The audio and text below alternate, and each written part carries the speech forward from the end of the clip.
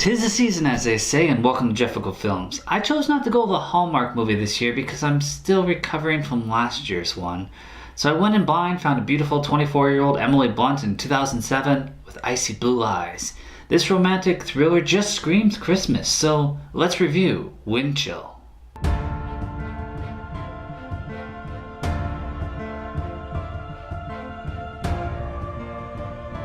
This movie starts out with Emily at college, and she's taking her last test, and she's gonna head home for the holidays. And she said she was gonna take Greyhound, but she goes by the college message board and sees there's a carpool offer, so she calls that up. Also, were cell phones just bad looking back then?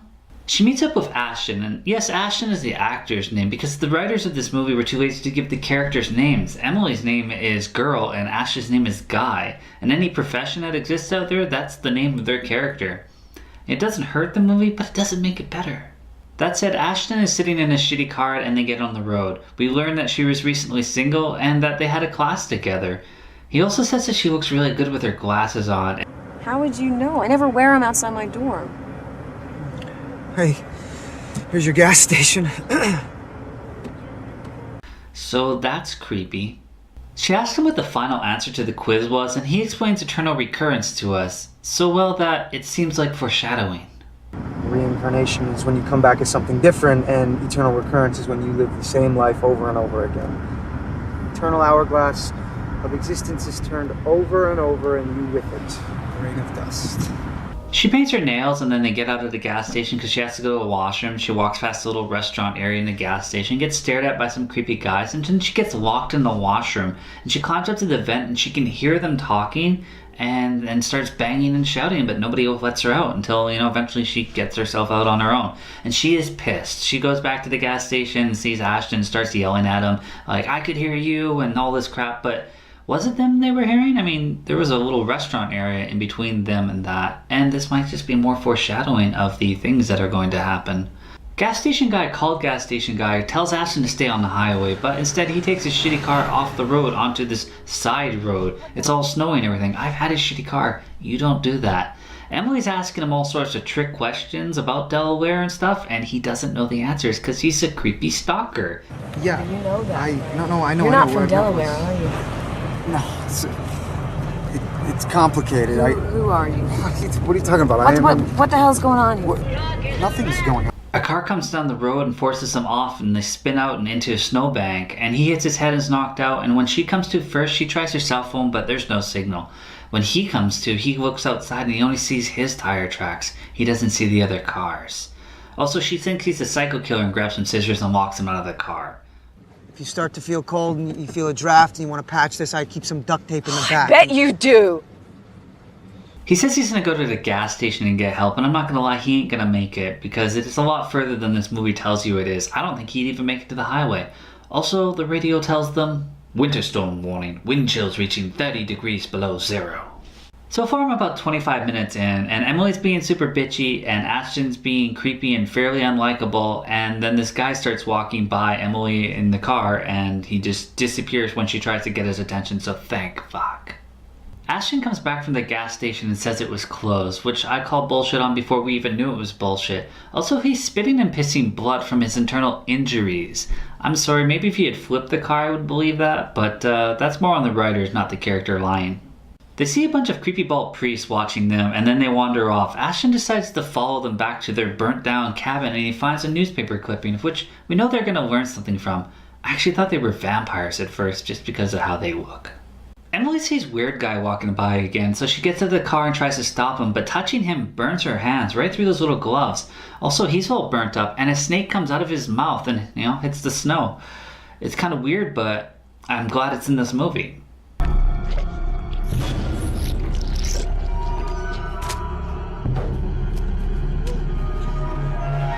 Back in the car with Ashton, and Emily's getting more comfortable with him, enough so to cuddle with him for warmth. The radio comes on, and then a cop knocks on the window. Oh my God, who is it? Everything all right in there? It's a cop. A cop. What? Oh, thank God. Thank God. Officer, officer, look, you won't believe what's been happening up here. Someone ran us off the road. There's no parking here. No, we're not. What are you talking about? Didn't you hear what she said? Someone ran us off. Just the way he's talking to her, you know something weird's going on. He wants her to have sexual relations with her, and he's been doing it to a lot of women drivers. He preys on them with his cop uniform. Ashton comes out and hits him in the head with a pipe, but then they wake up in the car again, but he's still holding the pipe, but it's frozen to his hands. They pry it free and he's got frostbite. I guess saving her, Emily seems to be changing her opinion of Ashton and, takes his hands and puts it on her bare stomach to warm them up. Getting kind of graphic here, guys. Finally, they read the paper, which describes the people that they've seen, and then the Christmas song comes on and the cop breaks the window and pulls her out, and we get a nice transition of the blonde woman called Blonde Woman getting dragged out and into the forest where he generally takes them, kills them, and rapes them. Maybe not in that order. Back in the car again, because, why not? She explains that she's always difficult, and that's why her boyfriend broke up with her, and she's trying to get past that. She also has this plan where she's going to take Ashton's phone, because Ashton's moving out and he has all his junk with him and he's got a house phone with him. She's going to take it out to that telephone phone box and climb the pole and plug it in and call for help. And she does just that. I don't know if you'd actually get 911 right away though, but I'm no telephone phone box repairman, so. She gets a message out, but barely. I suspect that it will be enough. They figure out when the Christmas song comes on, that's when Ghost Cop comes back and tries to kill them. So you can understand why some people don't look favorably upon Christmas music. Then we experience a fake out as we see a vehicle coming down the road, but it's actually Snowplow Driver, who's called Snowplow Driver. But we'll improve the movie right now and call him Mr. Plow. So remember, call Mr. Plow. That's my name. That name again is Mr. Plow. She drags Ashton out of the car who's dead? Kind of a weak way to kill him off considering all the weird shit that's been going on. And Mr. Plow is actually the creepy guy from the restaurant that was staring at her. And he, gets her in the car, throws Ashton's body in the back, and they start driving, and he radios in that he's going to take her to the hospital. Then he tells this beautiful, traumatized girl who's gone through all this shit a story about a cop that used to kill people on this road, and every year since, there have been accidents. Sensitive. Also, the priests were frozen in their beds, and I'm not quite sure how that makes sense, but I'm sure the movie will explain it to us. They're driving back, but then the song comes on and the car starts coming down the road and the truck is flipped. But they both seem okay. Mr. Plow goes down the hill to find the cop car on fire, and all the priests are there just watching, and then they leave because they know what that cop has been up to. But just for shits and giggles, the cop that's on fire comes out and he freezes Mr. Plow to death. Because he has the touch.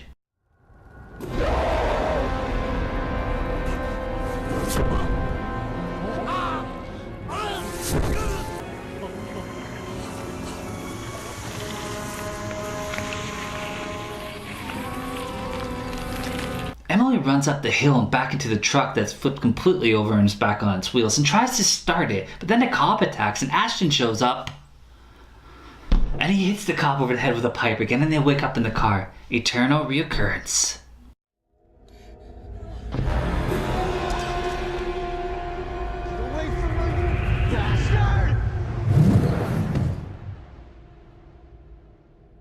Except now it's day, and Ashton, not really saying anything, starts wandering off and she follows him. You start to wonder if he's leading her to her death, but it's actually the gas station.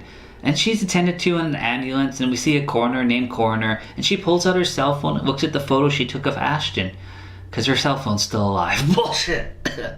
Sorry.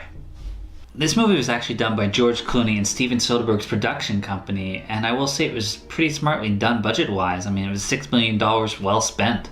Ghost movies like this don't always make sense, and that also has to do with the director and the editor holding back some stuff because they didn't want to tell you too many things. But yep, they are experiencing eternal reoccurrence, but then they're not when she escapes. It's like time keeps going, and once it's Christmas Eve, the spell is broken. Some say after the initial accident that everything she experiences after that is just a dream. I can't believe that, or I would hate this movie. I mean, hey guys, the entire movie you just watched was just a dream. Sometimes that's fine for a fake out for an ending, but the whole movie? No. I wish that it ended differently, like 2 years later she had actually written a book about it and some teenagers are like, hey, let's go check it out, that'd be cool, and then get pulled over by the cop. That'd be a neat ending. Also wish they didn't do the whole creepy stalker aspect with Ashton. It made the first 20 minutes hard to watch and didn't lend much emotional aspect when he died, or their relationship. If it was the ex-boyfriend and they reconnected on the road trip only for him to die saving her, it would have been far more impactful. All that said, it was a decent enough watch. I mean, I laughed at it a few times, but Emily Blunt's performance was so good I believe she was the character. I would rank it above a lot of Christmas movies, but of course it's not my favorite Christmas movie. That would be Lethal Weapon. Sorry, Die Hard fans, I'm a Riggs and Murtaugh guy. Well, as always, thanks for watching and have a happy holidays.